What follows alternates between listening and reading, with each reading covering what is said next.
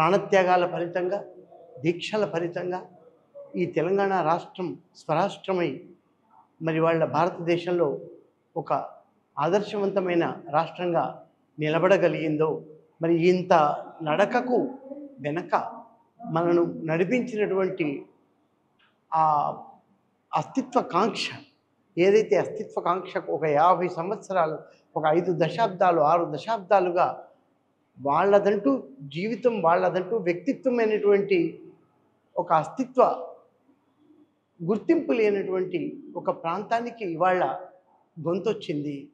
కాబట్టి ఈ ఆవిర్భావ దినోత్సవాన్ని మరొక పాఠంగా, ఇంతకాలం మన అనుభవాలను మనం ఈనాడు నేర్చుకున్నటువంటి సమాజం నుంచి నేర్చుకున్నటువంటి పాఠాలుగా తీసుకుని మళ్ళీ ముందడుగు వేస్తే తప్ప మన తెలంగాణ సమాజం ఇంకా ఆదర్శ సమాజంగా నిలబడలేదు.